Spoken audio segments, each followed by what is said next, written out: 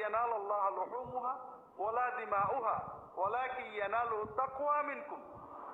আল্লাহ রক্তও নেন না, আল্লাহর কাছে গোশতও যায় না, শুধু আল্লাহ অন্তরের নিয়ত তাকওয়া দেখেন। কাজে কোরবানির ক্ষেত্রে আমাদের নিয়ত, আল্লাহ তুমি হুকুম করেছো আমার আওলাদেরা খাবে, গরিবেরা খাবে, আত্মীয় স্বজন খাবে, আমি সওয়াব পাবো, এই চিন্তায় কোরবানি দিতে হবে। কোরবানি লোকে দেখবে, ছোট গরু দিলে মানুষে কি বলবে, একটু বড় দিতে হবে, অথবা গোশত যত বেশি আমি ঘরে ফ্রিজে রাখতে পারি অনেকদিন, এই চিন্তায় কোরবানি দিলে তো কোরবানি হলো না।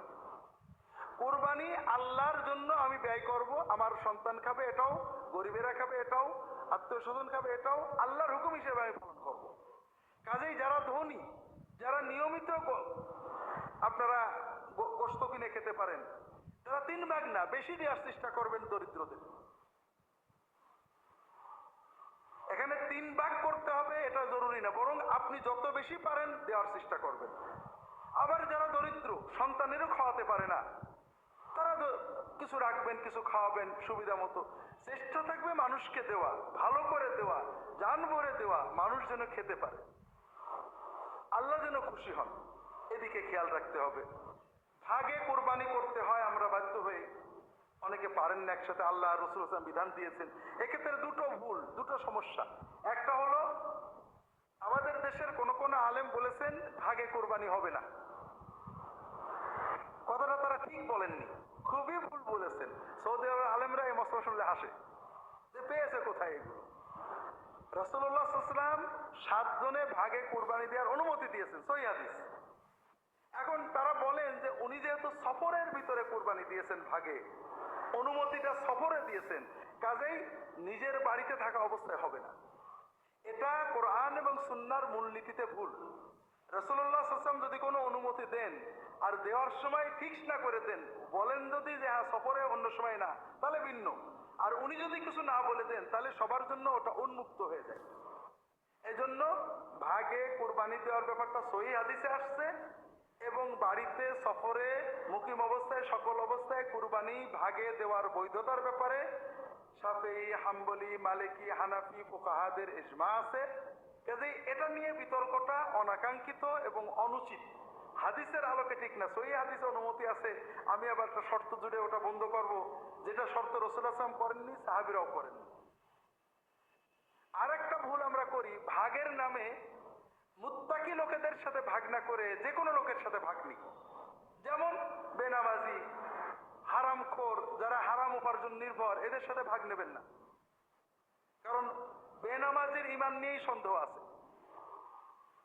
যে লোক নামাজ পড়ে না কিন্তু স্বীকার করে খুব কঠিন গুনার কাজ করছি, খুব মনে পাপ আছে যে আল্লাহ নামাজ না পড়ে চোরের চেয়ে খারাপ, লুচ্চোর চেয়ে খারাপ, মদ করের চেয়ে খারাপ, আমি একটা বড় অন্যায় করছি, তার ঈমান কোন রকম থাকতেও পারে, নাও পারে।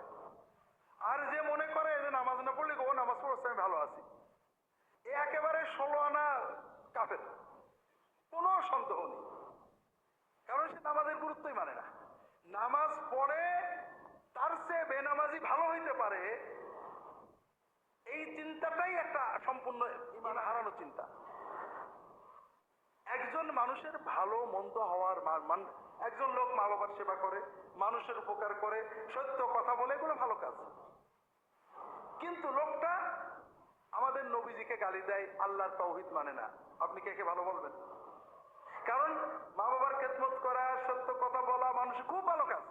সর্ব অবস্থায় কোরবানি বেনামাজির সাথে কোনো অবস্থায় ভাগে নেবেন না। বেনামাজি কোরবানি দেয়, এর নমুনা হলো ন্যাংটো লোক পাগড়ি পরে, কোনো পার্থক্য নেই। কুরবানি দেয়া সুন্নত অথবা ওয়াজিব, ঠিক না? আর নামাজ পড়া ফরজ। কুরবানি আজীবন না দিলে কুফরি হবে, কোনো হাদিসে নেই। কিন্তু নামাজ এক ওয়াক্ত নষ্ট করলে কাফের হবে, এরকম অনেক হাদিস আছে। অন্তত নামাজের গুরুত্ব অস্বীকার করলে যে কাফের হবে, এটা ইজমাই মাসালা, সবাই একমত। তো এই জন্য যারা নামাজ পড়েন না, নিয়মিতই পড়েন না, তাদের সাথে কখনোই কোরবানি করবেন না। এখন আমাকে একজন ফোন করেছেন নাটোর থেকে, হুজুর আলহামদুলিল্লাহ আমাদের গ্রামের অধিকাংশ মানুষই নামাজ পড়ে, বেনামাজি খুবই কম, তারপরও অনেক মানুষ আছে বেনামাজি। এখন আমরা যদি বলি যে বেনামাজির সাথে কোরবানি করবো না, তারা ওলা বলে তাহলে হুজুর আমরা বেনামাজি কিছু কোরবানি করি। কারণ এখন যদি আমরা নামাজ শুরু করি তখন লোকেরা বলবে কোরবানির আশায় নামাজ পড়ছে। তাই বললাম না, সুদখোরের তওবা চেক করতে হয়। সুদ বলে আমি তবে আর সুদ খাবো না, 1 বছর দেখতে হয় যে আসলে সুদ বন্ধ করেছে কিনা। তা নাহলে তার বাড়ি খাওয়া যাবে না, তার সাথে কোরবানির ভাগ নেওয়া যাবে না, তার সাথে লেনদেন চলবে না। কিন্তু বেনামাজি তা না, বেনামাজি আজকে তওবা করেছে, নামাজ শুরু করেছে, আলহামদুলিল্লাহ, তার তো অন্য অপরাধ নেই। এই জন্য বেনামাজি তওবা করে নামাজ ধরে তার সাথে কোরবানি করবেন। তাকে কখনো খোটা দেবেন না যে কোরবানির জন্য নামাজ শুরু করেছো, এটা দিলে গুনাহ হবে। বেনামাজিদেরকে আলাদা কমিউনিটি বানানো আমাদের উদ্দেশ্য না, বেনামাজিদেরকে নামাজমুখী বানানো আমাদের উদ্দেশ্য। ইমাম আলেমদের এ ব্যাপারে সচেতন হতে হবে। বেনামাজিকে আউট করা উদ্দেশ্য না, ইন করা উদ্দেশ্য। যে ভাই নামাজটা অন্তত পড়েন। আমাদের এখানে, আমার গ্রামের, আমি বাংলাদেশে আসার পরে প্রায় 4-5 বছর এই মসজিদেই জুমা পড়াতাম। গ্রামে আমার ছোটবেলার এক খেলার সাথী মতোই মারা গেল, নামাজ পড়তো না।